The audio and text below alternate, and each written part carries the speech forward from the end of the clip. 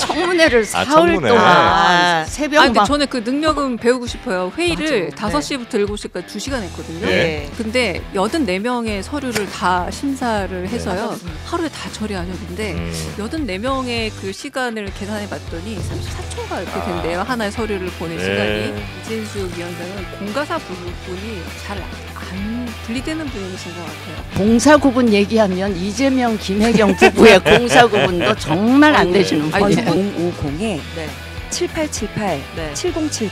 네, 7070은 다 아는 번호라 저희가 따내기가 참 어려웠습니다. 네. 그리고 앞에 7878은 친일파로 기억해 주시면 김건희 여사 관련 제보가 많이 오더라고요. 국정농단의 뿌리를 뽑아버리도록 하겠습니다. 한없이 가벼운 정치 토크쇼 장르만 여의도 8월 2일 금요일 순서 시작하겠습니다. 반갑습니다. 정프로고요. 오늘은 좀 걱정이 좀 많이 되는 하루입니다. 다만 이제 저 상임위들이 특별히 오늘은 좀 많이 있진 않아서 그거는 이제 다행인데 오늘 나오신 분들 약간 좀 기울어진 운동장 논란이 좀 있을까 봐 걱정인데요. 오늘 야당 1, 2당의 대변인들이 출동하셨고요. 여당 몫으로는 지금 참 너무 착하신 분인데 우리 진수희 전 장관님이 계셔갖고 좀 제가 좀 힘이 좀 되드리겠습니다. 어서 오십시오. 일단. 네, 감사하고요. 제가 오늘은 좀 억지라도 실드를 칠 각오를 좀 하고 그러셨어요? 나왔어요. 네, 좀 도와드리겠습니다. 워낙 좀 야상 입들이 오셨어요. 자, 오늘 저희와 함께 처음 해주시는 우리 오랜만에 뵙습니다. 네, 더불어민주당 오랜만에 뵙습니다. 네. 강유정 의원님 어서 오십시오. 네, 안녕하세요. 네, 강유정입니다. 반갑습니다. 네. 예전에 책 프로그램에서 좀 자주 뵀었어요. 자주 뵀었어요. 네. TV 책을 말하다 해서 오래 뵀었고 맞아요. 자주 뵀었고 그다음에 매불쇼에서 한두 번 네, 뵀었고 뵀었었고. 맞습니다. 네. 예전에 경향에 쓰신 영화 맞습니다. 많이 10년 넘게 봤었습니다. 썼거든요. 그래서 오늘은 이렇게 여성 특집인 것 같고요. 또 하필 또 막 블랙으로 이게 네. 블랙 요원들입니다. 블랙 요원들. 근데 저는 아니 좀 인사 좀 하세요. 우리 강미정, 조국혁신당 대변인도 오셨는데 착하다고 제가 그렇게 말씀드렸는데 어머님. 네. 자, 우리 강미정 대변인님 어서 오십시오. 네, 또 뵙습니다. 두 번째입니다. 반갑습니다. 네. 그리고 신혜영 기자가 오늘 뉴스를 잘 정리해 주실 겁니다. 네, 안녕하십니까. 네. 근데 무슨 말씀하시려고 그랬던 거예요? 아니요. 대변인들 나오셨잖아요. 근데 네. 강미정, 강유정 그래서 네. 성함도 또 비슷하신데 네. 저는 그 대변인들이시니까 더 약간 긴장이 되고 저는 대변인들 중에서 남성분들보다 여성 대변인 또 젊은 이 여성들에 대해서 되게 겁이 많아요. 젠더 문제로 가지 않겠습니다. 아니, 젠더 문제가 아니고요. 그냥 여성들이 워낙 대차게 열심히 잘 열일하시니까. 부러지시죠. 그래서 이제 좀 걱정이 많이 되신다. 네. 도와드릴게요. 네, 걱정하지 마십시오. 네. 자, 그러면 오늘도 하나하나 또 뉴스와 함께 세 분들의 논평 또 의견들 들어보도록 하겠습니다. 제일 쉬운 주제부터 우리 진 장관님한테 제일 쉬운 주제부터 가겠습니다. 그래요? 국민의힘 네. 얘기부터 짧게 하고 가죠. 네. 자, 정점식 정책위의장이 결국은 물러났습니다. 네. 이제 대통령이랑 한동훈 대표 만나고 오고 당직 인선 당대표가 알아서 해라라는 얘기까지 나왔는데도 자리를 지키고 있다가 결국은 어저께 한동훈 대표의 공개 압박이 있은 지 2시간 만에 기자회견을 자청을 했고 사의 표명을 했는데요. 잠깐 들어볼게요. 네. 인선은 당대표 권한이죠. 변화하는 모습을 신속히 보여달라는 지난 전당대회에서의 당신과 인심을 따르지 않을 수 없습니다. 새로운 정책위 의장과 함께 일하고 싶다는 그런 완곡한 말씀을 해주셨습니다. 그때부터 고민을 시작한 거죠. 네. 고민을 시작한 거죠라고 하면서 이제 결국은 당의 화합을 위해서 내가 물러나겠다라고 한 건데 저는 여기서 엄청난 그 뒤끝 같은 걸 느꼈습니다. 그래요? 고민을 왜 했냐고 하냐면 당원에 따르면 사실은 내가 하는 게 맞다. 그래서 내가 고민을 한 거다. 이런 요구가 있음에도 내가 자리를 지키고 있었던 건 내가 지키고 있는 게 당원 당규상 맞기 때문이야. 절차상 맞기 때문이야. 하지만 당의 화합을 위해서 사퇴한다라고 얘기했고 저는 그 마지막 멘트가 후임 정책위의장은 추경호 원내대표와 함께 당을 잘 이끌어서 정권 재창출의 기틀을 만들어 달라 이렇게 했거든요. 한동훈 대표와 함께라는 말은 없었다. 근데 고민을 시작한 거예요, 아니면 눈치를 보고 시작한 거예요? 그러니까 이게 본인이 결정을 100% 할 수 있는 건 그건 이제 고민인 거고, 그게 아니라 이제 누군가의 오더 내지는 뭐 결정을 따라야 되는 거면 이제 눈치를 봐야 되는 거잖아요. 이게 꼭 나쁜 게 아니라 고민이 맞습니까? 아니면 눈치가 맞습니까? 둘 다겠죠. 뭐. 둘 다예요? 네. 애매하면 꼭 그렇게 말씀하시더라. 네. 근데 저는 제가 요새 감이나 촉이 떨어졌는지 결국은 당분간은 유임시킬 수밖에 없을 보셨어요. 거다라고 생각을 하고 방송에 나가서 말씀드렸는데 바로 다음 날 이런 일이 벌어져서 좀 머쓱하긴 한데 제가 그 사무총장 인선을 발표하면서 말씀이 되게 기시더라고요. 변화와 뭐 이번 전대에서 민심은 우리한테 변화를 요구하고 이렇게 장황하게 말씀을 하셔서 되게 바꾸고 싶긴 한가 보다. 그런데 아무래도 이제 그 용산이랑 관계를 봐야 되기 때문에 당분간은 유임하지 않겠나. 그런데 바로 이렇게 하는 걸 보고 되게 한동훈 대표에 대해서 다른 면을 제가 생각지 못했던 면을 봐서 그걸로 미루어서 저는 이 최상병 특검법도 발의를 할 것 같다.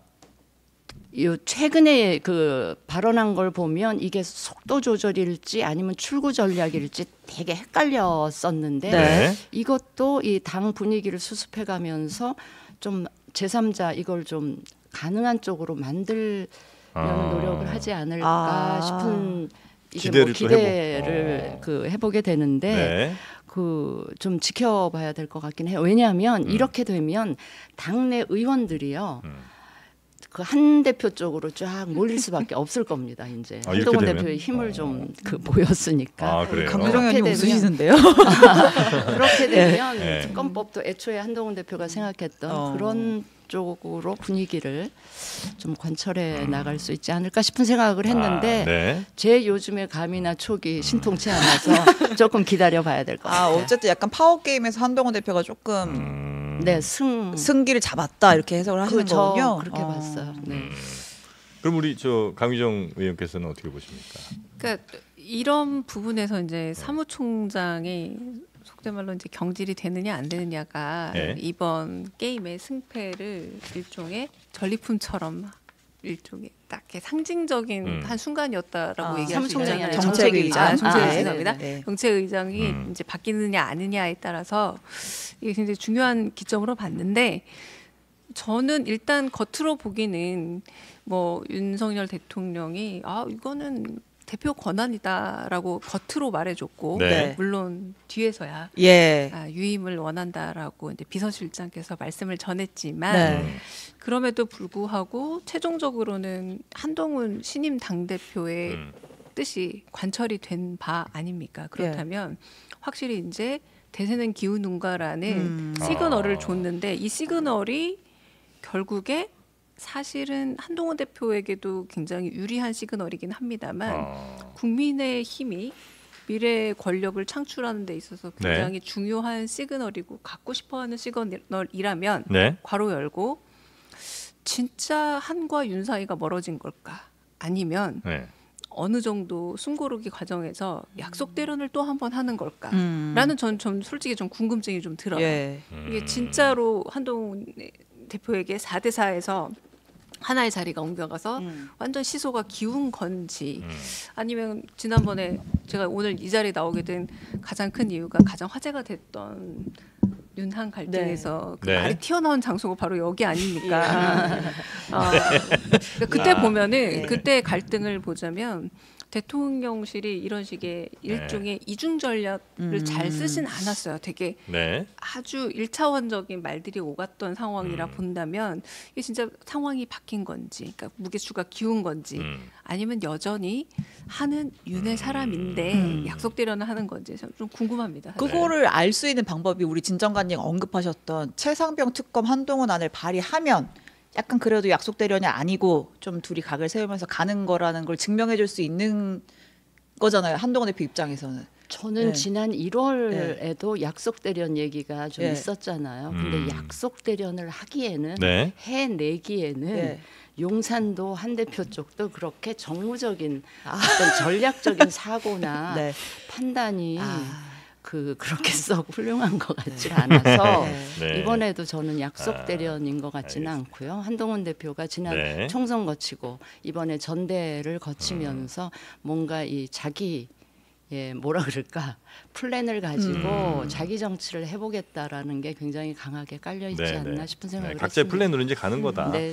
그 조국혁신당은 또 한동훈 대표에 대한 관심이 또 지대하게 많지 않으십니까? 그렇죠. 네. 처음부터 제1호 법안으로 한동훈 특검법을 네. 내놓지 않았습니까? 네. 그래서 계획대로 잘 흘러가고 있다라는 이야기가 나오고 있어요. 계획대로 잘 흘러간다는 우리가 거는 생각했던 예. 대로 잘 가지고 있다. 한동훈 대표가 네. 그리고 보통 이제 위장 이혼을 예로 들어서 말해보자면 부부가 뭐 어떤 필요에 의해서 위법이긴 하지만 위장 이혼을 했을 때 같이 살 때보다 조금 더 이혼할 가능성 우리가 이렇게 거짓으로 이혼하는 것처럼 보이려고 하나 뭐 하나 자칫 틀어지면 그게 정말 위장 법률론상에 별거했는데 찐 별거가 되는 그러니까 정말로 되는 경우들이 있거든요. 그래서 혹시나 유난히 약속 대련을 계획했다면 지금은 그러니까 건너서는 안 되는 강을 건넌 상태라고 생각이 됩니다. 그리고 제 생각에는 정점식 그 의원이 공안검사 출신이고 저희 당에도 검사 출신의 의원분들 당직자분들이 더러 계시거든요.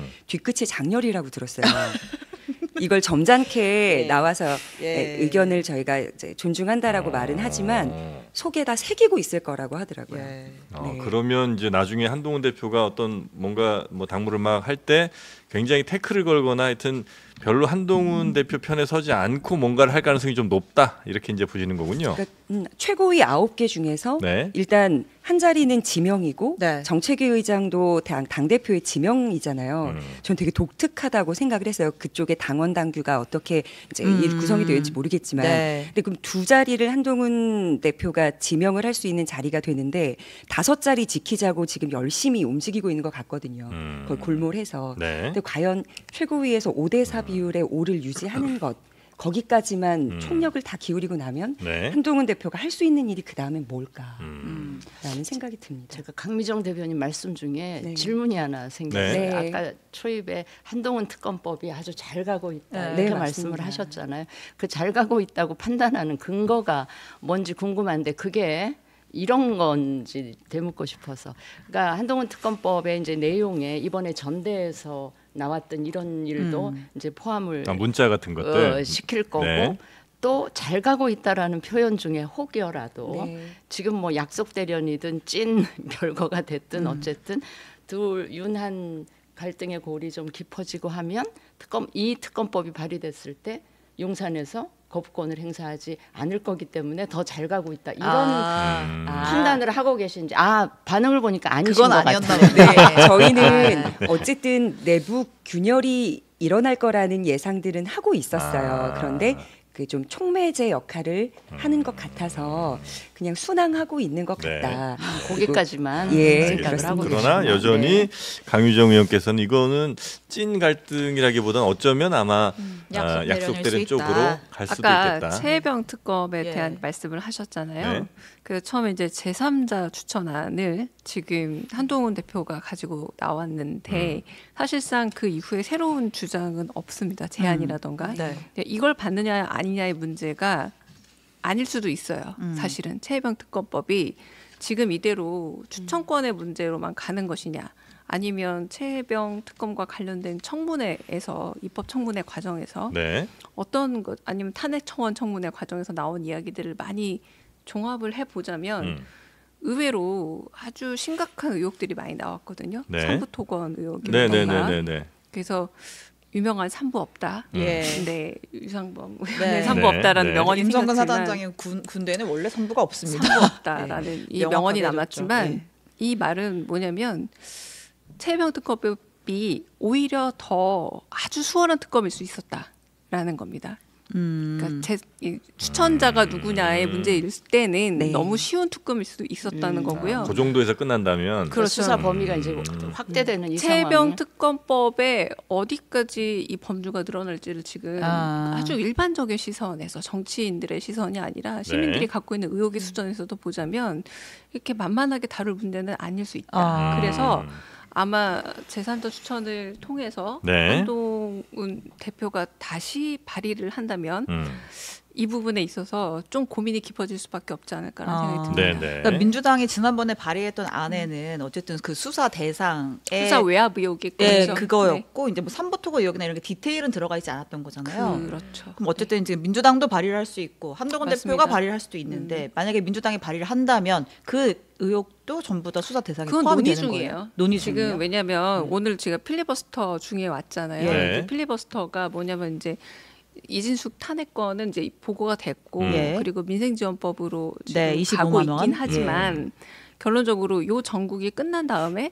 집중적으로 최혜병특검법은 논의가 될 수밖에 없지 않겠어요? 네. 그러면서 한동훈 특검법 같은 경우도 조국혁신당 1호 법안이니까 논의를 하긴 해야 되는 겁니다. 민주당과 함께.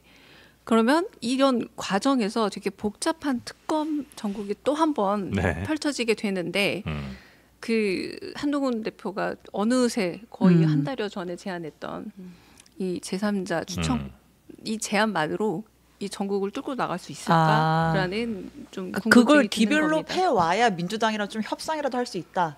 이런 말씀이신 거네요. 아마 그 안을 받을 의향은 있습니다만 한 달 전의 상태와는 굉장히 지금 상황이 달라져 있다. 이미 거부권 이후 근데 저는 민주당이 드리고 싶은 말씀이 애초에 이 최혜병 특검이 이제 그 만들어지는 이 과정에서 그 핵심은 그거잖아요. 수사 외압이 있었느냐 없었느냐.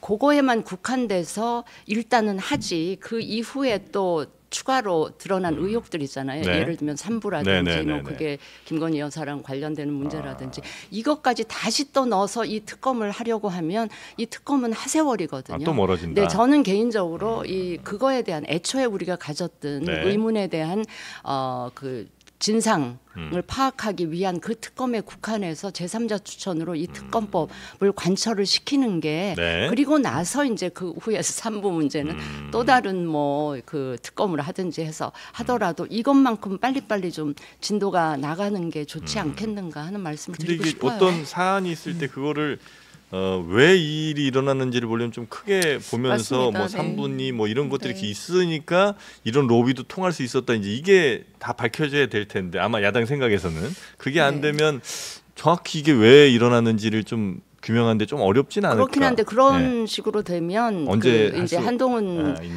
대표도 내가 애초에 제3자 추천으로 하자고 제안했던 거는 그게 아니다라고 하면서 발을 뺄 어떤 이 근거가 명분이 생기기 때문에 좀 그런 생각이 들어요. 그렇게 되면 뭐 예를 들면 이종호 특검에서 또 따로 근데 정말 분리를 시켜서 뭐 하는 게 혹은 새로운 라이징선으로 한동훈 대표가 성장하고 있는 단계다라고 하면은 정치적 결단은 이때 내려야 되는 거 아닙니까? 그러니까 그냥 최혜병 특검과 관련해서 기존 법안에서 아주 보수적인 한 발 정도만 딛는 게 아니라 더 적극적으로 내가 미래 세대야 나는 윤과 달라라고 딱 보여주기 위해서는 조금 더 획기적인 제안이 좀 필요하지 않을까. 그래서 나는 이 주제 갖고 막 너무 길어. 한 말씀만 더 드리면 민주당이 지금 계속 대통령이 거부권을 행사하게 만드는 그런 법안들을 지금 단독 처리를 계속 하고 있잖아요. 그러니까 처음에 한두 번은 제가 좀 제대로 협의해서 하면 좋겠다라는 생각으로 이 지점에서는 저는 너무나 뻔하잖아요. 이게 무한 반복되잖아요. 그 과정이 단독 처리, 거부권,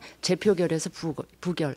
이 무한 그 과정, 무한 반복의 과정을 거친다는 걸 민주당이 뻔히 알면서도 계속 똑같은 법안 처리를 시도하는 걸 보면서 지금 이 시점에서는 제가 과연 민주당이 저 법안을 관철시킬 진정성이 있는가를 의심하게 되는 거예요. 왜냐하면 국회에서 일당이잖아요. 그럼 정말 민생을 위해서 뭔가를 처리해서 그게 민생에 도움이 된다고 판단을 하면 자신들이 갖고 있는 안을 100% 관철시키는 걸 조금 양보해서 이 정도 되면 국민의힘의 협조를 얻어서 합의 처리할 수 있겠다는 정도까지는 좀 조금씩이라도 양보하면서 이런 과정을 거쳐서 대통령이 거부권을 행사하기 굉장히 어렵게 만드는 식으로 해서 처리해서 그게 최종 입법 법제화가 돼서 그러면 좋겠어요. 왜냐하면 저 오늘 6시부터 또 12시까지 또 제가 필리버스터 기조에 들어가서 제가 이제 대변인의 일 중 하나가 혹시나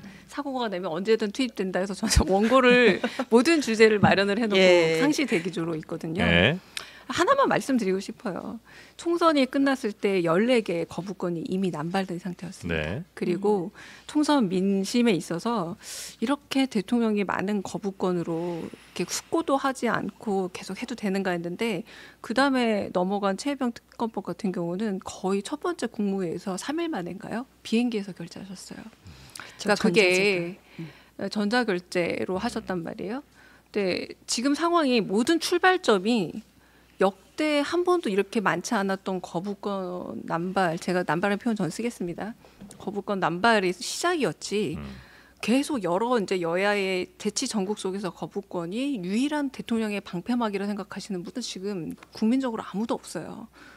아주 구석에 몰린 대통령이 어쩔 수 없다가 아니라 총선 결과는 결국은 거부권 제어를 입법권을 통해서라도 어떻게 해보자라는 민의였다라는 거는 꼭 말씀을 좀 드리고 싶습니다. 저도 한마디 얹자면 이렇게 거부를 안 했으면 될 일입니다. 대통령이 처음부터 거부 안 했으면 더 이렇게 눈덩이처럼 더 수사해야 될 거, 조사해야 될 거, 국감까지 가게 된다는 그 어떤 주장을 하는 분들이 나오지 않았을 거예요. 그래서 애초에 원인은 대통령이 거부를 한 겁니다. 그리고 이번에 이진숙 방통위원장 임명하는 걸 보고 최혜병 특검법에 대해서는 여야가 합의가 이루어지지 않아서 그 이유로 나는 거부한다고 대통령께서 얘기를 하셨는데 이진숙 방통위원장의 경우에도 여야가 합의가 이루어지지 않았는데 임명을 했단 말이에요. 그러니까 자기 하고 싶으면 하고 말고 싶으면 말고 이렇게 막 카드 던지는 대통령의 모습을 보니 우리는 그걸 보고만 있을 수 없잖아요. 국민의 민의 대신해야 되니까. 그러니까 우리는 될 때까지 하는 거예요. 그걸 두고. 근데 안 되잖아요. 될 겁니다. 네, 이제 될 거예요. 네, 될 때까지 한다. 네. 될 때까지 하는 동안에 민생은 진짜 골병 들게 생겨. 그러니까 그 민생을 왜 자꾸 언급을 안 하는지 모르겠어요. 국민의힘이 여당인데. 좋습니다. 자, 그리고 그 한동훈 대표 이야기가 좀 길어지긴 했는데 잠깐 오늘 나온 뉴스만 조금 소개해드리고 넘어가면요. 이제 그 정점식 위원장 후임 누가 됐느냐? 대구 출신 4선의 김상훈 의원이 지명이 됐습니다. 이제 의총에서 추인을 받아야 되는데 4선의 정책위의장 조금 생경하긴 해요. 추경호 원내대표가 3선 아닌가요? 이제 더 그러네요. 선수가 더 많은 정책위의장이 맡게 됐고 그다음에 이제 비어있던 지명직 최고위원 채워졌습니다. 김종혁 조직부총장이 임명이 됐습니다. 예상됐던 분 중에 한 분이죠. 그러니까 이제 흔히 말하는 이제 친한계 그룹에 속해 있는 분인데 그래도 이제 좀 현역을 넣느냐 아니냐 뭐 이런 얘기들이 좀 있었는데 그러니까 원외위원장 대표시죠. 맞습니다. 그러니까 원외 의견 수렴 차원에서 그렇게 하신 겁니다. 김종혁 조직부총장이 지명이 됐습니다. 한 말씀만 드리자면 변화를 막 강조하면서 한동훈 대표가 정점식 의장을 제끼고 택하신 분이 김상훈 의원이라는 거에 대해서 조금 좀 안정의 방점이 있는 인사 아니에요? TK도 아우르면서 수도권 인사 이렇게 말씀을 하셨었는데 그렇게 됐네요. 현역들의 무서운 맛 또 약간 좀 고민을 하신 게 아닌가. TK 쪽에 현역들이 안 계시네. 김재원 전 의원만 최고위원에 있기 때문에 그렇게 하신 게 아닐까. 자, 그러면 뭐 지도부는 요 정도 넘어가고요. 그리고 이진숙 방통위원장이 입원했습니까? 국회가 이렇게 국회든 아무튼 방통위든 대통령이든 일을 이렇게 빨리 하면 민생법안 진짜 빨리 처리할 수 있을 것 같은데. 맞습니다. 이진숙 방통위원장이 취임한 지 하루 만에 첫 출근해서 바로 방문진 의사 의결했고요. 대통령이 바로 임명했고요. 민주당이 탄핵안 발의했고요. 어제 본회의 보고까지 했어요. 표결만 하면 됩니다. 빠르면 오늘 오후 3시에 표결까지 이루어질 수 있는 그런 상황입니다. 그리고 민주당은 탄핵도 하죠. 탄핵안 발의해서 보고까지 했고 오늘 표결 이루어질 수 있는 상황입니다. 그리고 이제 입원하셨고요. 그리고 원래 오늘 본회의 전에 과방위 전체 회의가 있었어요. 그러니까 이제 현안 질의하는 보통 본회의 전에 오전에 이제 각 상임위들 열어가지고 현안 질의하거든요. 이준숙 위원장 나와라 이랬어요. 어제 출근한 이준숙 나와 했더니 나 몸이 좀 좋지 않아서 아파 입원해야 돼라고 해서 불출석 첫날 사유서를 너무 과로를 좀 하셨다고 봐야 될까요? 아니 첫날만 과로를 한 게 아니고 청문회를 사흘 청문회. 동안 새벽 근데 막 저는 그 능력은 배우고 싶어요. 회의를 맞아. 5시부터 7시까지 2시간 했거든요. 예. 근데 84명의 서류를 다 심사를 해서요. 하셨습니다. 원래는 1차 서류 심사 후에 네. 시간을 갖고 면접을 본 다음에 2차 의결로 넘어가는 이게 2번 회의로 나눠져야 되는데 하루에 다 처리하셨는데 84명의 그 시간을 계산해 봤더니 34초인가 이렇게 된대요. 하나의 서류를 보낸 시간이. 이야. 그러니 허리가 아프실만 하죠. 저 강유정 대변인님께 궁금한 게 있어요. 네. 죄송합니다. 답변을 대신 어떤 답변을 아니 그 보통 네. 그 방문진이나 이런 이사선임 할 때 네. 당적을 언제까지 갖고 있었는지 지금 현재 뭐 여당 야당 쪽에 다 문의를 해야 된다고 알고 있어요. 조국혁신당은 받은 적이 없거든요. 네. 민주당은 받은 적이 있으신지. 저희는 회신을 안 했습니다. 받긴 하셨나요? 네. 그 조국혁신당 무시한 거 아니에요? 그러니까 제가 그게 잘못 아직 알고 있을 수도 확인이 있어요. 안 됐을 수도 있다는 말입니다. 그러니까 안 받은 거고 네네. 회신 안 했으니까. 네. 아니 근데 네. 그 이진숙 방통위원장이 아프신 이유가 예. 저는 그 84명 서류를 뭐 보느라고 허리가 아프신 게 아니고 그 전날 그 전에 사흘을 내리 그 뭐 하루에 뭐 한 20시간까지는 안 되지만 엄청나게 앉아 있었던 거 아닙니까? 그 이진숙 위원장 죄송합니다. 연세가요. 한 네. 60년생 정도 되니까 60대 중반 정도는 되셨어요. 네. 젊은 사람도요. 그렇게 사흘 내리 앉아서 벌 쓰듯이 그 얘기시구나. 앉으면 네. 허리가 그렇게 성할 수는 없었을 것 법인카드 같아요. 저희가 고발했는데 쓰신 액수가 한 3억 9천 정도 가까이 되신데요.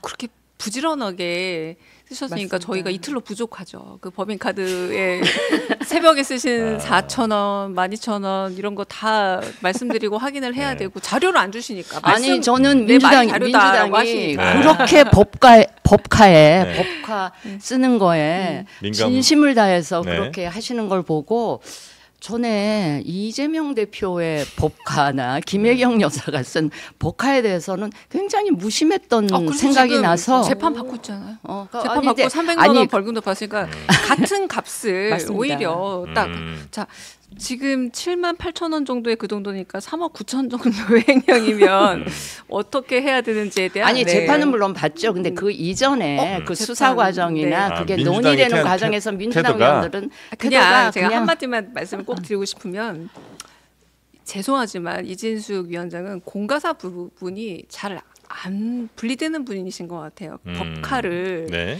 200만 원 한도인데 일단 영수증 없이 400만 원 넘게 쓰셨다는 것 자체가 네.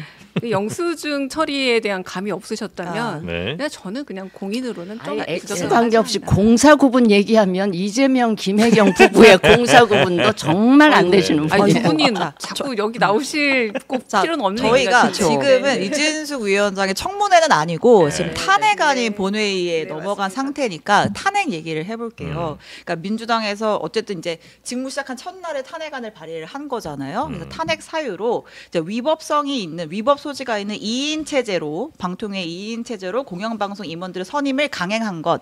일단 이게 가장 첫 번째 탄핵 사유고 네. 두 번째는 과거 MBC 간부 재직 시절 직원 사찰, 노조 탄압 등으로 보여준 언론 자유에 대한 편향된 인식이 탄핵 사유가 된다라고 이제 민주당은 탄핵 사유를 밝혔고요. 국민의힘은 무고한 탄핵이다. 직무를 시작한 지 하루밖에 안 됐는데 네. 무슨 직무를 해야 직무를 잘못했다고 탄핵을 하지. 무고한 탄핵이다. 그리고 2인 체제가 위법하다고 하는데 2인 체제가 된 원인은 야당이 야당목 상임위원을 추천하지 않아서다. 그래놓고 왜 이진숙을 탄핵하느냐라고 맞서는 상황인 거예요. 네. 그러니까 이제 탄핵이 적절하냐 아니냐를 가지고 여야가 이제 붙은 거죠. 예. 그 이전 거에 대해서 그러니까 업무 시작하기 이전 거에 대해서의 이유로도 탄핵은 가능합니까? 근데 주요 지금 네. 탄핵 사유는 2인 체제가 불법성이 아, 집중. 그게 이제 탄핵은 핵심이다? 직무 관련성 맞습니다. 관련이니까. 네, 예, 그리고 이제 법카는 아니고. 앞서 있었던 그 두 번의 탄핵안 역시 같은 이유로 탄핵안이 보고가 되고 의결이 됐던 거라서 네. 같은 기준이죠. 사실 새로운 기준이라고 하기는 어렵습니다. 네. 근데 2인 체제가 유지되는 거에 대한 탄핵의 책임을 이진숙 위원장한테 물을 수가 있나요? 난 그건 왜냐하면 조금 윤석열 애매해. 대통령이 최민희 지금 위원장만 예, 하더라도 예. 소위 말해서 임명을 하지 않았죠. 네. 저희가 추천을 했는데 네. 하지 않은 전례가 있고 그 이후에도 있습니다. 그러니까 임명을 하지 않은 상태에서 계속 기다리다 결국은 스스로 포기하게 되는 사태까지 왔었잖아요. 아니 그러니까 그 2인 체제를 이진숙 위원장이 계속 갖고 온 건 아니고 임명권자의 이 그러니까 새로운 문제지. 위원장이 온다면, 그러니까 이 네. 탄핵을 하는 거는 좀 사유는 좀 그 무리해요. 그리고 탄핵이라는 게 지금 계속 탄핵하니까 탄핵이 별거 아닌 것처럼 보이지만 헌재에서 판단하는 탄핵의 기준은 굉장히 엄격하기 때문에 제가 보기에는 이거 이진숙 위원장이 그 자진 사퇴 안 하고 버티잖아요. 그럼 몇 달 후에 헌재에서 이게 탄핵으로 결론 과거의 사례에 비추어 보면 네. 탄핵으로 결론 나기는 굉장히 이제 힘들어 보여요. 네. 근데 네. 위법인 걸 알고 인지하고 저지르는 범죄에 대해서는 더 큰 처벌이 보통 있지 않나요? 그러니까 2인 체제로 이 사진을 임명한다라는 네. 것 자체가 위헌이라는 걸, 그러니까 위법이라는 걸 알고 있잖아요. 이진숙 방통위원장이. 근데 그걸 감행했잖아요. 네. 그러면 그 자체로 그 직무를 맡으면 안 되기 때문에 검사 탄핵과도 마찬가지로 그 직무를 맡을 만한 뭐 소위 엄청난 범죄를 저질러야만 탄핵이 되는 거라고 생각을 하는데 고위 공직자일수록 그거 위헌 저지르고 위법 저지르면 그 자리에서 내보내는 게 탄핵이라는 제도잖아요. 네. 국회에서 할 수 있는. 그래서 저는 그거는 크게 무리 있다고 생각을 하지 않습니다. 그러니까 그냥 인사에 있어서 이번에 그 대법관 임명 같은 건 그냥 아주 자연스럽게 무리 없이 임명 동의가 되는 이유가 뭐냐면 그 자리에 있어서 너무 무리한 인물이 온다라는 걸 일단 후보로 그리고 이 과정에서 인사청문회가 사실 다른 게 아닙니다. 국민들에게 이분이 어떤 식의 좀 결격 사유가 있는지를 공적으로 보여주는 자리인데 네. 지금 제가 알기로는 여야를 떠나서 보수 네. 진보를 떠나서 이진숙 후보는 좀 문제가 있다라는 일종의 사회적 동의가 있었단 말이에요. 그렇다면 꼭 임명권을 그렇게 쓰셔야 되냐? 쓰셔야 하느냐라는 그러니까 생각이 결국 들고. 그거는 대통령에 대한 어필인 거지. 그거를 이진숙 이진숙이 할수 위원장한테 없다는 거죠. 물을 만약에 본인도 하나만 좀 사실은 여쭤보면 자진 사퇴했었어야죠. 만약에 네. 이진숙 후보가 아닌 민주당이 생각할 때도 나쁘지 않은 후보가 왔다 치고요. 네. 그러면 그때는 2인 체제 인정입니까? 아니면 누가 오든 2인 체제 인정 안 되는 거예요? 지금 이번에 그 방송사법에서 네. 그 우리가 좀 개정하고자 하는 핵심적인 내용도 이런 식의 불법적인 이인체계 안에서 의결권이 이루어지지 않도록 하는 부분이에요. 네. 자, 그런데 지금 많은 분들이 모르고 계시는데 출판문화협회도 지금 2인 체제로 지금 회의를 하고 있고요. 영진이 같은 곳에도 한동안 2인 체제로 회의를 해서 이게 전 사회 지금 공공기관에 만연해 버렸습니다. 네. 아까 임명권의 문제라고 말씀을 하셨지만 이런 식으로 우리가 만들어 놓은 방송통신위원회 같은 경우는 이를테면 민간과 함께 방송의 공공성을 생각하면서 훨씬 더 공적인 기능을 좀 더 보장하기 위한 공공성을 네. 보장하기 위한 기관인데 2인 체제를 이렇게 그냥 할 수 있다라는 가능성 안에서 지금 네. 장관님께서 말씀하신 이게 뭐 불법과 위법 이런 것들 꼼꼼히 따져가서 말 그대로 검사적 시각으로만 볼 수 있는 문제가 되느냐 네, 대한민국 네. 사회의 근간을 흔들고 있기 때문에 이 탄핵이라는 과정에 계속 어쨌든 검사 출신의 그 위원장들은 또 먼저 사퇴하시기도 하셨잖아요. 자신이 이제 네. 하는 부분들도 보면 저는 그것도 되게 중요한 정치적 시그널로 보였어요. 근데요, 네. 지금 2인 체제가 유지되게끔 된 데는 그러면 그 민주당의 책임은 없겠느냐. 저는 아까 국민의힘에서 말한 그게 일리가 있다고 생각해요. 왜냐하면 2인 체제가 계속 유지될 수밖에 없었던 이유 중에 하나는 임명권을 아니 해달라고 제가 말씀을 여당이 끝낼게요. 네, 적이 네. 없어요. 최민희 위원을 추천을 했는데 대통령이 계속 임명을 안 하셨잖아요. 네. 그러면 그 민주당에서 다른 위원을 추천을 했어야죠. 2명 추천할 수 있는 2명을 네. 추천했더라면 그리고 그다음에 그걸 대통령이 임명을 했을지 안 했을지는 물론 이제 봐야 되겠지만 그렇게 되게 만든 데는 민주당의 책임도 원인 제공도 제가 했다. 알기로 저는 제가 그렇게 성함이 말씀드려요. 정확하게 기억이 안 나는데 네. 추선영 교수인가 그분도 임명하지 않았어요. 그러니까 이런 사태들이 굉장히 반복적으로 일어나고 있는 거고 네. 괄호 열고 제 짐작입니다만 이거는 위법적 이인 체계제를 좀 어느 정도는 노린 임명의 지연이 아니었을까. 않을까라는 생각이 들고 왜냐하면 둘이 회의하면 굉장히 속전속결로 네. 원하고 싶은 결과로 가게 되니까 자 그렇다면 이건 우리 법의 허점이라고 할 수도 있는데 그래서 개정안을 낸 겁니다. 그런데 왜 그걸 반대하냐는 거죠. 이거 아마 제가 약간 감히 예상하건데 방송 장악이 끝나고 나면 이 법 그대로 아마 여당에서 수용해서 아마 거부권 없이 넘어갈 수도 있습니다. 네, 저는 이게 미시적인 이 문제를 떠나서 네. 제가 이게 지금 강조하고 싶은 게 뭐냐면 상기시켜 드리고 싶은 게 뭐냐면 사실은 그 문재인 대통령 이 얘기는 제가 지난번에도 했는데 네.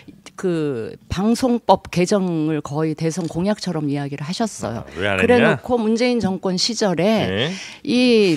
또 KBS 사장, MBC 사장 교체하고 뭐 박문진 이사, 공영방송 이사를 우호적인 사람들로 개편해서 다 했어요. 그러니까 그런 일들을 지금 다 잊어버리고 마치 선택적 기억상실증에 걸린 사람들처럼 그런 건 자신들이 했던 거는 다 잊어버리고 그러면 그때 정권을 맡고 있을 때 방송법 개정 하셨어야죠. 그때는 안 하고 자신들의 입맛에 맞는 우호적인 인사들로 다 해서 방송 장악 아니 잠깐만 아니에요. 방송 환경에 우호적인 그런 분위기를 한껏 누리고 다 누릴 건 누리고 나서 이제 와서 야당이 돼가지고 이 방송법 개정 힘 있었을 때 하시죠. 그때는 방송 장악 우호적인 분위기 다 누리고 즐기고 나서 이제 와서 한다 그러면서 마치 옛날에 있었던 일을 다 없었던 일처럼 하고 지금 그러니까 힘 있는 얘기를 몇 번 했죠.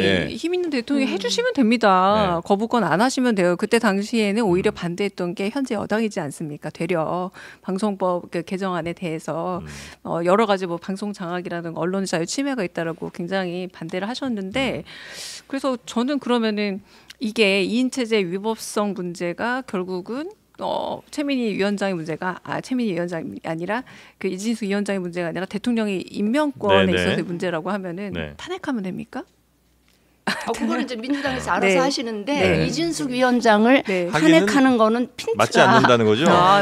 어긋난 것 같다라는. 그래서 대통령한테 그러면 책임을 돌리면 됩니까? 알아서 하시는 그럼 예를 들어 과거에 이제 임명 안 해서 그렇게 2인 체제 된 건 이제 문제라고 치고 맞습니다. 지금 새로 이진숙 위원장 시대가 열릴 때 다시 민주당이 추천할 수도 있잖아요. 그거는 어차피 안 할 거니까 나는 추천 못 하겠다예요? 아니면 이 이진숙 시스템에서는 나는 추천할 수가 없다는 겁니까? 일단은 이진숙 시스템에 대한 일단 임명이 됐으니까 인정은 해야 되겠죠. 하지만 이미 2인 체제 회의를 이거 가정법이 불가능한 얘기예요. 해버렸어요 이미.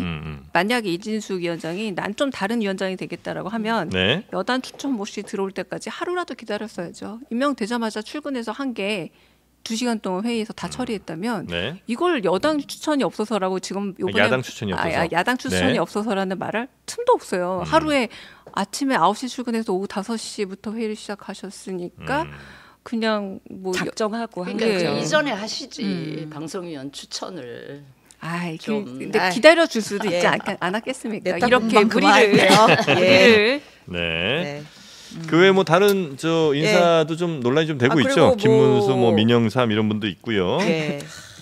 그거는 제가 실드가 안 되네요. 김문수, 민영삼 실드가 안 돼요? 아니 왜냐하면 사실은 대통령께서 3대 개혁 하면서 주장하신 개혁 내용 중에 노동개혁이 들어있잖아요. 과연 대통령이 생각하는 노동개혁을 추진할 적임자인가. 그거에 대해서는 제가 물음표가 많이 이견이 별로 없으실 것 같네요. 그러면 민영삼, 김문수 이런 분들에 대해서 저는 김문수 그 고용노동부 장관 후보자의 청문회가 그분 청문회 며칠을 할까 뭐 이런 생각도 좀 들고 단련됐어요. 이진숙 방통위원장으로. 자, 그리고 지금 이제 필리버스터가 아마 지금 이어지고 있는 것 같은데 그 관련된 뭐 법안 충돌이 좀 있는 거죠? 일단은 그 이재명 전 대표의 총선 공약이죠. 그리고 25만 원 지원법, 민생회복 지원금법이라고 이름을 붙여서 이재명 대표가 발의를 했고 그리고 이제 당론 법안으로 채택이 돼서 보고가 됐는데 국민의힘이 지금 반대하면서 필리버스터를 하고 있는 거예요. 근데 결과부터 말씀드리면 아까 우리 진 장관님 언급하셨지만 이제 수순은 매번 똑같습니다. 어떤 법안이 올라오든 이제 올라와요. 필리버스터 국민의힘이 해요. 끝나면 바로 표결해요. 민주당이 다수니까 통과돼요. 대통령이 거부권해요. 재의결해요. 뭐 부결돼요. 뭐 이렇게 흘러갈 건데 예. 그렇습니다. 25만 원은 25만 원 그렇습니다. 뭐 기본적으로 반대하시죠, 우리 진수희 장관님은? 아니 저는 이거는 워낙에 지금 자영업자들 힘들고 저소득층이 힘들기 때문에 저는 제가 개인적으로 국민의힘 쪽에서도 선별적으로라도 조금은 지급해 드리자라는 의견을 내면서 좀 협상을 했었더라면 좋았겠다 싶은 생각이 굉장히 들죠. 그리고 민주당에서도 아마 이재명 대표가 한 번쯤은 그런 얘기 한 적도 있으신 것 같아요. 협상 여지가 있다는 식으로. 그랬을 때 그걸 국민의힘에서 받아가지고 선별적으로라도 13조까지는 아니더라도 지금 그 정부에서 하려고 하는 정부에서는 자영업자들한테 뭔가 지원을 해주는 걸 지금 추진을 하고 있는데 그것과 더불어서 이 실제 저소득층 힘들어하는 그 사람들에도 이게 지원금을 선별적으로 주는 이걸 좀 같이 논의를 했었으면 하는 바람을 갖고 있었는데 좀 이게 이런 식으로 돼서 좀 간단하게만 좀 여쭤보겠습니다. 어쨌든 찬성하실 것 같은데 이제 걱정하시는 분들 입장에서는 결국 이게 이제 물가 전체적인 물가를 좀 이끌어 올릴 것 같고 그다음에 모두에게 25만 원 주는 게 맞느냐? 왜 25원이야? 뭐 30이든 20만 원이든 무슨 과학적 근거가 있는 거냐 등등 이제 공격 포인트가 좀 있지 않습니까? 공격 포인트는 없습니다. 네, 그리고 선별적으로 뭐 그럼 35만 원까지 줄 수 있도록 좀 이렇게 차등을 나누자라고 얘기를 또 이제 제안을 하셨잖아요. 적극 저는 동의를 하는 바입니다. 그리고 국민의힘에서 이 부분 거부를 하기 전에 그럼 여당이니까 대안을 내놓으면 되잖아요. 먼저 이거 말고 또 어떤 방법 생각도 안 해놓고 민주당이 내놓는 거니까 뭐 야당이 다 동의하는 거니까 우리는 싫어 이렇게 보여요. 뭐 대안이 있고 이거보다는 우리는 더 조금 더 좋은 효율적인 민생 지원에 더 훨씬 도움이 될 만한 안이 있어. 그들이 내놓는 것보다는 이거야 라고 내놓을 것도 없으면서 밥상을 차려서 이렇게 먹으라고 대접을 하고 있는데 싹 치워버리는 그럼 다른 먹을 게 있나? 하고 찾아보면 없어요. 그러니까 아마 정부 쪽에서는 약간 그 전 국민 25만 원보다는 지금 가장 어려운 분들이 아마 저 자영업자분들이 특히나 더 어려우시니까 소상공인들 그분들의 뭐 세제 혜택이라든지 아니면 뭐 대출 연장이라든지 이런 것 쪽으로 아마 좀 도와주시려고 하는 것 같고 느낌은 그리고 아마 전 국민 25만 원은 꽤나 재정 부담이나 이런 게 있을 수도 있으니 뭐 그런 부분에서 이제 반대를 좀 하시는 것 같습니다. 민주당이 어쨌든 적극적으로 내신 거니까 여기에 대해서는 어떻게 보십니까? 아까 진수희 장관께서 말씀하신 것처럼 사실상 협상을 해서라도 뭐 차등 지급도 좋다. 사실 원래 25만 원으로 못 박았던 게 25만 원에서 35만 원 사이가 된 것도 그런 여지에서 나온 그런 규정의 변화였거든요. 그러니까 아쉬운 건 아까 민생 얘기하셨지만 의외로 이 법안이 이야기가 오가면서 언제쯤 통과된다라고 기다리시는 분들이 꽤 있어요. 이것만 해도 방금 말씀하신 자영업자들이 좀 돌아갈 걸 기대를 하는 겁니다. 당장 사람들이 급한 워낙에 지금 경기가 안 좋다라는 이야기고요. 그리고 요건 제가 인용을 할게요. 우리 박선원 의원이 필리버스터를 하면서 어떤 얘기를 하셨냐면 25만 원 못 주면서 왜 10억 주지 이런 표현을 좀 하셨어요. 민생지원금을 대통령께서 대통령이 10억 주지, 100억 주지, 100억 주지 뭐 이런 말을 했단 말이에요. 그래서 박선원 의원이 뭐라고 했냐면 이거야말로 마리 앙투아네트다. 배고픈 자들에게 빵 말고 쿠키를 먹어라라고 얘기했던 썰이 있잖아요. 이것도 정확하게 마리 앙투아네트 했단 말은 아니라고 합니다만, 그러니까 지금 정말 필요한 최소한의 이런 어쩌면 진짜 민생 지원금이 절실한 상황에서 그 대통령의 포부는 사실상 전달이 안 됐다라고 말했는데 제가 말씀드리고 싶은 건 정말 요거 민생 지원이라는 겁니다. 근데 저 궁금한 게 이 25만 원 지원법을 가지고 여야가 지도부 회의나 혹은 대변인 논평을 통해서 뭐 이건 해야 된다 아니다 뭐 선별이나 뭐 선별로 가야 된다 이거 포퓰리즘 이렇게 막 싸우는 거 말고요. 실제로 여야 원내 지도부가 만나서 이 법안을 가지고 협상을 하고 디테일 논의가 있었나요? 했었죠. 물밑에서 있었어요. 그럼요. 그리고 지금 되게 대결 상황이지만 하루에 몇 번씩 만납니다. 수석들 만나고 그래요. 그럼요. 그리고 어저께는 그 이재명 당대표, 조국 당대표 이렇게 비밀 회동 2시간 동안 했었잖아요. 그래서 48초 동안 한미 정상회담도 할 수 있는 상황에 2시간이면 갑자기요? 5년 계획을 전방위적으로 심도 있게 충분하게 대화 나눌 수 있는 시간이지 않았을까. 그때 아마 이 법안에 대한 이야기도 나눴을 없을 거라고 이재명 생각합니다. 아직 당대표 아니시잖아요. 전 대표시죠. 마음속의 지금은. 대표인가 봅니다. 네. 대표 후보. 네. 지금 25만 원 다 주면 13조가 되잖아요. 그걸 선별적으로 정말 어려운 중위소득 한 50%나 이런 분들한테 조금 더 액수를 지급하게 되면 이게 25만 원을 전부한테 주게 되면 안 쓰시는 분들도 있어요. 그러니까 이게 실제 그러니까 정말 당장 소비할 돈이 필요한 분들이 실제적으로 쓰면 그게 자영업 소상공인한테로 이제 흘러 들어가니까 그렇게 되면 13조까지 다 안 풀어도 선별 지원금이니까 한 10조 정도 푼다 그러고 그게 이제 자영업 소상공인한테로 들어가면 그걸로 인해서 한 10조 정도가 풀린다 그래서 그게 전 경제를 잘 몰라서 3%. 네. 근데 25만 원은 왜 25만 원이에요?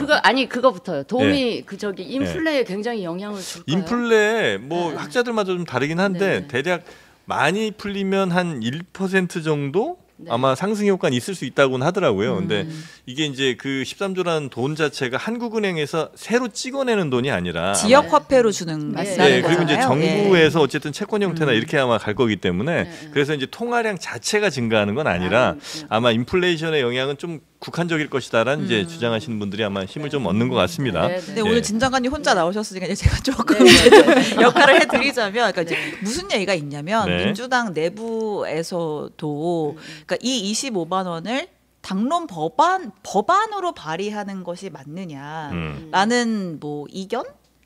이런 것도 있는 것 같더라고요. 그러니까 이제 어쨌든 예산 편성 권한은 정부한테 있는 거고 이게 정책적 지원을 한다면 정부를 설득을 해서 정부가 그런 걸 하게끔 해야지 그걸 정부가 안 한다고 이걸 법안화해서 입법사항으로 가는 게 맞느냐라는 의견이 있고 또 내부적으로도 민주당 내부에서는 선별 지원을 얘기하는 분들도 많은데 지금 그런 목소리를 이재명 대표 법안이 되는 바람에 낼 수 없는 상황이 됐다. 저 생각이 굉장히 합리적인 게요.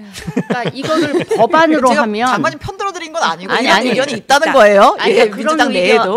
민주당 내에도 조금 합리적인 분들이 계시다는 증거일 수 있는데 그렇게 하는 게 정말 지금 이걸 안 될 거 뻔히 거부권 행사될 게 뻔한 걸 알면서 저렇게 하는 거는 의도가 있는 거죠. 지금. 제가 원내대변인 하면서 가장 많이 느끼는 게 이견이 있다더라고요. 이견을 제가 모든 지도부 회의를 비롯해서 의원총회까지 다 들어가잖아요. 원내대변인은.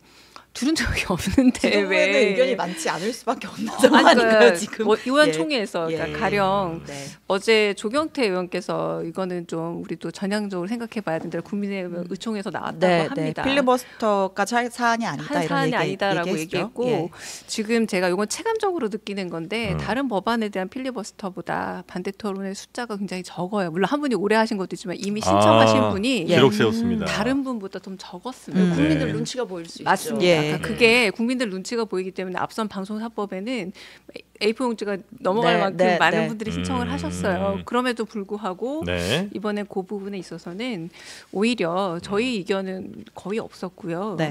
얘기를 한 바가 없었고 좀 국민의힘에서 좀 필리버스터 들어가기 전에 조금 이견이 있었다고 그러니까 나쁘게 얘기하자면 이 법안을 민주당이 발의를 했어요. 대통령이 거부권 행사할 게 뻔해요. 이렇게 되면 이제 국민들이 느끼기에 저런 것도 한다. 이런 국민의힘과 대통령에 대한 안 좋은 부정적인 평가를 더 인식을 국민들한테 주기 위한 그런 의도가 깔려 있다고 저는 생각할 수밖에 없고 따라서 이걸 법안으로 하지 말고 물밑에서 계속 아까 신 기자 얘기했듯이 예산으로 이렇게 해서 가도록 너무 하는 불통인 상황이잖아요.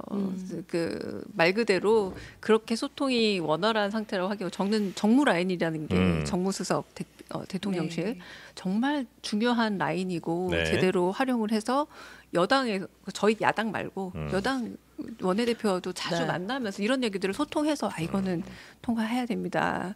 이런 채널이 있는지를 사실 되게 의구심이 많이 들거든요. 그러니까 어쨌든 여야는 물밑에서 우리가 보도는 안 돼서 모르지만 비공개 회동을 계속 하는데 그럼 거기서 이제 여당 측 인사가 나와가지고 우리도 대통령의 설득이 안 돼라든지 그런 말은 저는 들은 적은 없고요. 하지만 눈으로 보기에도 과거에는 정무수석이 국회에 와서 여당 대표와 만나는 일은 굉장히 흔한 일이었거든요. 지금은 거의 목격되는 바가 없다라는 거 그냥 눈으로 볼 때. 네. 그러면 그 원내대표나 네. 원내대표단들이 만나서 무슨 얘기예요? 그렇게 무시로 만나면서 아무 진전도 없으면서. 뭐 그 제가 거기까지는 제가 말씀을 짐작하시리라 보고 말하지 않겠습니다. 알겠습니다. 자, 넘어갈까요? 이거 필리버스터 기록 세우신 분 이름을 한번 불러드려야 되는 거 아니에요? 네. 아까 얘기를 하지 마세요. 그러니까 너무 다들 기록만 그래요? 넣으려고 그래. 국민의힘 박수민 의원이 네네네. 15시간 50분. 그러니까 김용태 의원이 13시간 정도 했죠. 바로 깨졌네요. 그 기록이. 그러니까 그거 하고 나서 추경호 원내대표가 막 안아주고 얼마나 고생했다 토닥토닥 했지만 했는데 바로 깨졌습니다. 박수민 의원도 사실 장르만이 많이 나오셨어요. 여기 좀 저희가 잘 몰라가지고 열심히 또 했던 분. 인터뷰도 뭐 경제 했습니다. 쪽 아마 좀 재정 이쪽으로 전문가신 걸로 알고 있습니다. 네. 국방위 잠깐 가볼게요. 네. 국방위를 잠깐 갔다가 우리 강효정도 의원님이 발의하신 법안이 있어서 그 이야기 짧게 하고 마무리하면 될 것 같습니다. 일단 어제 국방위에서 굉장히 좀 재미있는 장면이 있었습니다. 자, 22대 개원 후에 첫 국방위가 어저께 소집이 됐는데 이슈가 굉장히 많잖아요. 지금 뭐 블랙 요원 얘기 있지, 북한 오물풍선 얘기 있지 했는데 현안을 하나도 다루질 못하고 싸우고 끝났습니다. 왜 싸우는지 볼게요. 그 발언은 실수가 아니었습니다. 정확하게 의도된 시나리오대로 이루어진 거예요. 실수가 아니고 정확히 지적했습니다. 내가 이야기하고 있어요. 한국과 일본 동맹 맺는 내가 이야기하고 있다고요. 김병주 의원님 의사진행 전화를 알았어. 얘기하세요. 기운을 해봤다는 사람이 말이야. 목소리 좀 낮추고 얘기. 그래서 임정도 의원님 저도 소리 들을까요? 자 아니 됐습니다. 우리가 사과하고 해명했음에도 불구하고 그걸 문제를 삼아서 의도적으로 한 게 뭐냐 이거예요. 정신 차리라고 한 거예요. 그래요? 아직도 정신 못 차렸어요? 그 이후에 임종득 의원하고 우리 김병주 의원께서 상당히 고성이 오갔는데 저는 여기가 육사 서로배 간의 싸움터인 줄 알았어요. 이게 뭐 하는 시입니까 이게 지금. 네. 안규배 위원장이 진짜 국방위의 그 뭐라 그래야지 토박이라 그래야 되나 아주 하시는 분인데 오선제. 처음 봤다 이런 상황은. 그러니까 그 왜 김병주 의원의 그 어떻게 우리가 일본과 동맹입니까 정신 나간 거 아니에요 그 발언 있잖아요. 그걸 두고 싸운 거예요. 근데 이제 싸움의 당사자인 김병주 의원이 육사 40기 대장 별 4개 출신. 그 다음에 이제 그게 그 말 뭐 아직 사과하세요라고 했던 그 국민의 임종덕 의원은 육사 42기 별 2개 소장 출신. 그러니까 육사 2년 선후배 사이인데 저렇게 싸운 겁니다. 예. 야, 육군사관학교 역사상 아마 선배와 후배가 이렇게 싸운 경우는 흔치는 않을 텐데. 저희가 어떤 논평을 할 수 있을까요? 뭐 들어볼까요? 아니면 뭐 뭐 요거는 어떻게 그냥 시원하게 구경한 걸로 넘어갈까요? 옛날 군인들 같지가 않아가지고 뭐 옛날에는 사실 국방위원들 군인 출신 그 국회의원들이 그렇게 나쁘게 얘기하면 존재감이 없는 거지만 굉장히 점잖게 그냥 의정 활동을 하셨던 것 같은데 뭐 요즘은 또 그렇지도 않고 그 군인 출신 중에 막 그 전대 출마하고 이러신 분도 저는 최근에 처음 본 것 같아요. 김병주 의원님. 군인 출신 분들이 예전에는 이렇게 의회에서 그런 당내 경선 같은 거 나가거나 그러시지 않고 굉장히 점잖게 그냥 자기 전문성 있는 일만 하셨던 걸로 제가 기억이 되는데 요즘은 또 세태가 많이 바뀌었네요. 근데 이거 가지고 임종득 의원이 저렇게 소리를 지를 거는 아니라고 생각을 하는 게 한미일 동맹이라는 얘기 자체가 정신 나간 소리는 맞다고 생각해요, 저는. 김병주 의원의 이야기. 정신이 나간 소리죠. 그러니까 한미까지는 어떻게 받아들일 수 있겠지만 이를 들여보내는 거는 정말 정신 나간 소리이기 때문에 다시 나간 정신을 멀리 가지 않았으면 빨리 불러오는 그런 수순을 밟으셨으면 좋겠고 그리고 국민의힘 대변인이 논평도 바꿨어요. 그런데 맞습니다. 그래서 6월 2일날 썼던 한미일 동맹을 이 사태 이후로 바로 잡습니다. 한미일 안보 협력으로 바로 잡습니다라고 일종의 잘못을 시인을 했죠. 아니 지적받아 마땅한 발언을 했는데 그걸 두고 또 정신 나갔다는 표현은 좀 과했지 않아요? 정신이 나갔다. 갔다 들어왔다 보통 하는 경우가 있으니까 그게 인용 표현인 거지. 노래들도 많고요. 정신이 나갔었나 봐. 아니, 노래 가사는 다 되는 거예요. 그러니까 이게 뭔가 찔리는 게 있으니 더 크게 와닿는 거 아니냐. 와닿았던 것 같습니다. 네. 네. 아무튼 그 블랙요원 기밀 유출 사건 관련해서 지금 뭐 또 이거 가지고도 내 탓 공방이 있었어요. 그러니까 제대로 처벌할 수 없는 게 과거에 민주당이 간첩법 적용 범위를 바꾸는 걸 반대해서 지금 그런 거다라고 한동훈 대표가 주장을 했고 무슨 터무니없는 거짓말이냐. 그때 회의 속기록 좀 봐라. 반대를 했던 거는 국민의힘이기도 했고 당시에 법원 행정처이기도 했다. 거짓말이다라고 네. 하는 게 지금 여야 사이의 공방이 있는 상황이고요. 네. 그리고 관련해서 지금 강효정 의원이 이제 국가안보위협죄라는 걸 발의를 하셨죠. 네. 맞습니다. 예. 네. 어제 바로 발의했는데 사실 제가 준비를 다 해놓고 있었어요. 도장까지 받아놓고 준비해놨다가 이제 요 사태가 일어나서 이제 제가 이제 논평도 바로 쓸 수 있었는데 이쪽에 관심이 많으셨어요? 이게 제가 왜 관심이 많았냐면 예. 일종의 국가 안보의 문제가 이제는 문화 자산까지 커져가고 있거든요. 그래서 산업 스파이라 부르는 영역이 네네네. 우리가 잘 알고 있는 뭐 삼성, 현대 이쪽에서 일어나는 게 아니라 주요한 뭐 게임 아이템과 관련된 아이디어들, 여러 이제 스토리텔링 산업들 여기까지도 이제 적국으로만 되어 있으니까 외국으로 이런 산업적인 비밀을 유출하는 거에 대한 네. 아무런 처벌 조항이 없는 셈인 거죠. 그래서 사실은 마련했던 거였고. 그 지금 어쨌든 그 외국으로 바꾸는 거 여야 공감대가 다 있는 거예요. 있었는데 네. 그때 당시 어디서 좀 막혔냐면 사실은 법원행정처 박영재 이번에 대법관 후보였던 박영재 그때 법원행정처 차장이 상당한 군사기밀 보호법과 충동 가능성이 있다. 네. 그리고 우방국 동맹국에 제공할 수 있는 정보와 적국에 제공할 수 있는 정보 차이가 있는데 일률적으로 너무 높은 법정 처벌에 타당한지 검토해야 된다라고 여기서 딱 네. 브레이크가 걸린 거죠. 그러니까 지금까지는 당시? 처벌 대상이 이제 네. 적국에 뭔가를 제공했을 때만 처벌할 그럼 수 있는데 북한밖에 없어요. 그러니까 네. 적국이라는 게 북한밖에 없으니까 그렇죠. 중국이든 다른 나라에 만약에 제공했을 네. 때는 처벌할 마땅한 규정이 없어서 네. 그거 이제 개정을 하시는 건데 네. 거기에 대한 이제 반대가 좀 있다는 거죠? 아니요. 그 법원행정차장이 의견을 줬는데 그때 당시 법무부 장관이 네. 한동훈 장관이었어요. 네. 그러니까 요건 굉장히 제 발등을 찍는 얘기인 게 그때도 관심이 있었으면 적극적으로 개입해서 법원행정처에 이건 굉장히 지금 하시는 얘기를 그때 하셨으면 됩니다. 하셨어요. 근데 굉장히 좋은 법안을 발의하셨던 것 네. 같고 이거는 그 저도 꼭 필요한 법안인 것 같아서 찬성을 해드리고 싶고 이거는 정말 내 탓 니 탓 공방할 그건 사안은 아니라고 보는데 아까 방송법 관련해서는 니 탓 공방을 할 의미가 있다. 다시 한번 말씀을 드립니다. 알겠습니다. 네. 야, 요거 거부권 나오면 요거 좀 재밌겠네요. 이거는 거부권 나올 수가 없나 이거? 네. 네. 근데 모르죠 또 그쵸. 한동훈 대표가 워낙 적극 지지하고 있다라고 하면 농담입니다. 네. 네. 자, 그러면 세 분과의 이야기는 이 정도로 마무리해도 괜찮을까요? 저희 그거 네. 하나 물어봐 주시면 안 돼요? 네네네. 탄핵 추진위 그거요? 네, 그거 탄추위 네. 전화번호 네. 02로 알고 계시는 분들이 있어요. 네. 050에 네. 7878 네. 7070.